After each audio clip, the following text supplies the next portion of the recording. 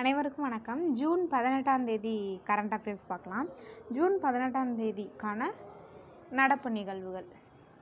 First news என்ன அப்படின்னா, பொற்பனை கோட்டையில் 2ஆம் கட்ட அகழாய்வு தொடக்கம். ஓகேவா? இதில் முக்கியமான கொஸ்டின் என்ன அப்படின்னா, யூனிட் 8ல் இது ஒரு முக்கியமான ஒரு கொஸ்டின். யூனிட் தமிழ் சப்ஜெக்டில் பார்த்தீங்க அப்படின்னா அகழாய்வுனே ஒரு டாபிக் இருக்குது. சிலபஸ் பார்த்தவங்களுக்கு தெரியும். அதில் இந்த அகழாய்வு அப்படின்றது ரொம்ப முக்கியமான ஒன்று. டாப்பிக்காக அகழாய்வுன்னு தான் இருக்கும் சிலபஸ்லேயே. ஓகே, இப்போ பாருங்கள், புதுக்கோட்டை மாவட்டத்தில் இருக்கிற ஒரு பகுதி தான் இந்த பொற்பனை கோட்டை அப்படின்றது. இந்த பகுதியை என்ன சொல்லுவாங்கன்னா, சங்ககால மன்னர்களின் கோட்டை அப்படின்னு சொல்லுவாங்க. பொற்பனை கோட்டை என்ன சொல்கிறாங்கன்னா, சங்ககால மன்னர்களின் கோட்டை. இதுவே ஒரு கொஸ்டினாக இருக்கும். சங்ககால மன்னர்களின் கோட்டை என அறியப்படும் அகழாய்வு பகுதி எது அப்படின்னு கேட்கலாம். ஓகேவா? அங்கே 2வது கட்ட அகழாய்வு. இது புதுக்கோட்டை மாவட்டம். அவ்வளோதான் கொஸ்டின். 2ஆம் கட்ட அகழாய்வு நடைபெறுகிறது புதுக்கோட்டை மாவட்டம் அப்படின்றது கொஸ்டின். அதுக்கப்புறம் சங்ககால மன்னர்களின் கோட்டை என அறியப்படும் பகுதி இதுதான். ஓகே, அதுக்கப்புறம் நான் முதல்வன் திட்டம். நான் முதல்வன் திட்டம் நான் ஆல்ரெடி சொல்லியிருப்பேன். தமிழ்நாட்டோட ஸ்கீமை பொறுத்தளவு இயர் ரொம்ப ரொம்ப ரொம்ப ரொம்ப வருஷம் முக்கியம். நான் முதல்வன் திட்டம் பார்த்திங்க அப்படின்னா 2022 மார்ச் மாதம் தொடங்கிய ஒரு திட்டம். ரொம்ப சிறப்பாக செயல்படுற ஒரு திட்டம் தான் நான் முதல்வன் திட்டம். 2022 மார்ச் மாதம் தொடங்கப்பட்ட ஒரு திட்டம். உலகில் சிறந்த பள்ளிகள் பட்டியலில், உலகின் மிக சிறந்த பள்ளிகளுக்கான விருது பட்டியலில் முதல் 10 இடத்துல உலகில் சிறந்த பள்ளிகள். அதில் இந்தியாவை சேர்ந்த 5 பள்ளிகள், இந்தியாவை சேர்ந்த 5 பள்ளிகள், அதுவும் தமிழ்நாட்டை சேர்ந்த ஒரே ஒரு பள்ளி இடம்பெற்றிருக்கு. தமிழ்நாட்டை சேர்ந்த ஒரு ஸ்கூல் இடம்பெற்றிருக்கு. ஓகே, அது தமிழ்நாட்டில் பார்த்தீங்க அப்படின்னா மதுரையில் உள்ள கல்வி சர்வதேச பள்ளி இடம்பெற்றுள்ளது. மதுரையில் உள்ள பள்ளி தான் இடம்பெற்றிருக்கு தமிழ்நாட்டில். ஸோ இதை ரிலீஸ் பண்ணுறது பார்த்தீங்க அப்படின்னா, இதை பிரிட்டனை சேர்ந்த ஒரு T4 கல்வி நிறுவனம் வெளியிடுறாங்க. பிரிட்டனை சேர்ந்த நிறுவனம் தான் வெளியிடுது. அடுத்தது இதில் என்ன முக்கியமானது அப்படின்னா, கிர் வனவிலங்கு சரணாலயம். எப்போவுமே இந்த சரணாலயம் அமைந்துள்ள மாநிலம் சிம்பிளாக கேட்பாங்க. கிர் வனவிலங்கு சரணாலயம் எந்த மாநிலத்தில் அமைந்துள்ளது அப்படின்னா குஜராத். ஓகேவா? குஜராத். இந்தியாவில் அதிகப்படியான சிங்கங்கள் குஜராத்தில் தான் இருக்கின்றன.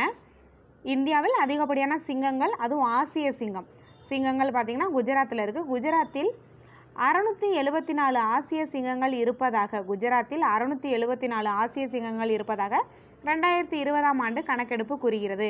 கிர் வனவிலங்கு சரணாலயம் குஜராத்தில் அமைந்துள்ளது. அதுக்கப்புறம் போலாவரம் நீர்ப்பாசன திட்டம் எந்த மாநிலத்துடன் தொடர்புடையதுன்னு கொஸ்டின் கேட்கலாம். போலாவரம் நீர்ப்பாசன திட்டம் ஆந்திர மாநிலத்தோடு தொடர்புடையது. போலாவரம் நீர்ப்பாசன திட்டம் ஆந்திர மாநிலத்தோடு தொடர்புடையது. 2வது, இது எந்த ஆற்றின் குறுக்கே இந்த நீர்ப்பாசன திட்டம் கட்டப்பட உள்ளது அப்படின்னா கோதாவரி. 2 கொஸ்டின் தான். எந்த மாநிலம், 2வது எந்த ஆற்றின் குறுக்கே அப்படின்னா கோதாவரி ஆற்றின் குறுக்கே எல்லூரு மாவட்டத்தில் போலாவரம் பகுதியில் மேற்கொள்ளப்பட உள்ள நீர்ப்பாசன திட்டம் தான் இது. கோதாவரி ஆற்றின் குறுக்கே அப்படின்றது ஒரு முக்கியமான கொஸ்டின். ப்ளஸ் இது எந்த மாநிலம் அப்படின்றது முக்கியம், ஆந்திர மாநிலம். அடுத்தது, இந்த 18வது மக்களவை தேர்தலில் பார்த்தோம் அப்படின்னா 74 பெண் வேட்பாளர்கள் வெற்றி பெற்றிருக்காங்க. 18வது மக்களவை தேர்தல் இப்போ தான் நடந்து முடிந்தது. 7 கட்டமாக நடந்து முடிந்தது. கூட்டணி கட்சி ஆட்சி அமைச்சிருக்காங்க. ஸோ அது பார்த்திங்க அப்படின்னா அதில் 74 பெண் வேட்பாளர்கள் வெற்றி பெற்றிருக்காங்க. நான் ஏன் இதை சொல்கிறேன் அப்படின்னா, முதல் பொது தேர்தலில் எத்தனை பெண் வேட்பாளர் வெற்றி பெற்றாங்க அப்படின்னு யூனிட் 9ல் 2023ல் ஒரு கொஸ்டின் கேட்டிருந்தாங்க. அதுக்கான ஆன்சர் 22. என்ன கொஸ்டின் அப்படின்னா, முதல் மக்களவை தேர்தலில் எத்தனை பெண் வேட்பாளர்கள் வெற்றி பெற்றாங்க அப்படின்ற ஒரு கொஸ்டினை கேட்டிருந்தாங்க. 2023 கொஸ்டின் பார்த்தவங்களுக்கு தெரியும். அதுக்கு ஆன்சர் 22. ஸோ அதனால தான் நான் இதை கொடுக்குறேன். இந்த 18வது மக்களவை தேர்தலில் 74 பெண் வேட்பாளர்கள் வெற்றி பெற்றிருந்தாங்க. அதில் பெண் அமைச்சர்களாக 7 பேர், நிர்மலா சீதாராமன் உட்பட அமைச்சரவையில் 7 பெண்கள் இடம்பெற்றிருக்காங்க. ஓகே, இப்போ மக்களவை மற்றும் சட்டப்பேரவைகளில் பெண்களுக்கு 33% இடஒதுக்கீடு வழங்கும் மசோதா 2023 செப்டம்பரில் மசோதாவை சட்டமாக மாற்றிட்டாங்க. மக்களவை மற்றும் சட்டப்பேரவைகளில் பெண்களுக்கு 33%. இந்த பில் பார்த்திங்கன்னா 1996ல் தேவகவுடா பிரதமராக இருக்கும்போதே இந்த பில்லை கொண்டு வந்திருப்பாங்க. ஆனால் எப்போவுமே இதை பாஸ் பண்ணவே முடியாது. ஒரு அவையில் பாஸ் ஆகும், அடுத்த அவையில் இது ஃபெயில் ஆகிடும். பாஸ் பண்ண முடியாமல் அது என்ன ஆகிடும் அப்படின்னா ஸ்டாப் பண்ணியே வச்சுருந்தாங்க. இப்போ பார்த்தீங்க அப்படின்னா 2023 தான், 2023 செப்டம்பரில் இந்த 33% இடஒதுக்கீடு அப்படின்றது சட்டமாக்கப்பட்டுள்ளது. 106வது திருத்தச் சட்டம் 106வது திருத்தச் சட்டம் 2023 இந்த 33% இடஒதுக்கீடு மசோதா சட்டமாக்கப்பட்டது. ஆனால் அது நடைமுறைக்கு வருவது பார்த்தீங்க அப்படின்னா மக்கள் தொகை கணக்கெடுப்பு நடத்தி அதுக்கப்புறம் தொகுதி மறுவரையறை செஞ்சு அதன் பிறகு தான் அந்த 33% இடஒதுக்கீடு அப்படின்றது நடைமுறைக்கே வரும். இதில் வந்து 2 ஸ்கீம் வந்து கொடுத்துருந்தாங்க, சென்ட்ரல் கவர்மெண்ட்டோட ஸ்கீம். என்ன அப்படின்னா வேளாண் தோழிகள் அப்படின்ற ஒரு ஸ்கீம். வேளாண் தோழிகள் கிருஷி சகி அப்படின்ற ஒரு ஸ்கீம். இதை தான் எப்படி சொல்லுவாங்கன்னா வேளாண் தோழி. இது என்ன அப்படின்னா இந்த திட்டத்தின் கீழ் மகளிர் சுய உதவி குழுக்களை சேர்ந்த 30,000 பெண்களுக்கு சான்றிதழ் வழங்க உள்ளார் பிரதமர். இது மகளிர் சுய உதவி குழுவுடன் தொடர்புடைய ஒரு ஸ்கீம் தான் வந்து வேளாண் தோழிகள் திட்டம் அல்லது கிருஷி சகி திட்டம். ஓகே, அதே போல் பார்த்தீங்க அப்படின்னா பிஎம் கிசான் சம்மன் திட்டம், பிரதமரின் விவசாயிகள் நிதி உதவி திட்டம். விவசாயிகளுக்கு ஆண்டுதோறும் 3 தவணையாக 6,000 ரூபாய் வழங்கும் திட்டம். 3 தவணையாக ஒவ்வொரு தவணையும் 2,000 ரூபாய் வந்து விவசாயிகளுக்கு வழங்கும் ஒரு திட்டம்.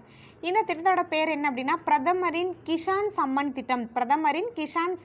திட்டம் அல்லது பிரதமரின் விவசாயிகள் நிதி உதவி திட்டம். இந்த திட்டம் 2019 பிப்ரவரியில் தொடங்கப்பட்டது. இந்த ஆண்டு 17வது தவணை தொகை விடுவிக்கப்பட்டுள்ளது. அடுத்த நியூஸ் என்ன அப்படின்னா ஆர்டிமிஸ் அப்படின்ற ஒரு திட்டம். இது வந்து நாசா செயல்படுத்துகிற ஒரு திட்டம். இது நாசாவோட நிலவு பற்றிய ஆய்விற்கான முக்கியமான ஒரு திட்டம் ஆர்டிமிஸ் அப்படின்ற ஒரு திட்டம். இது வந்து நாசாவோட ஒரு திட்டம். இந்த திட்டம் எதற்காக அப்படின்றதையும் பார்ப்போம். நிலவை சுற்றி விண்வெளி மையம் அமைக்கும் நிலவு நுழைவாயில். ஆர்டிமிஸ் அப்படின்னாவே நமக்கு ஞாபகம் வர வேண்டியது 2 தான், நாசா நிலவை சுற்றி விண்வெளி மையம் அமைக்கும் நிலவு நுழைவாயில் திட்டம்.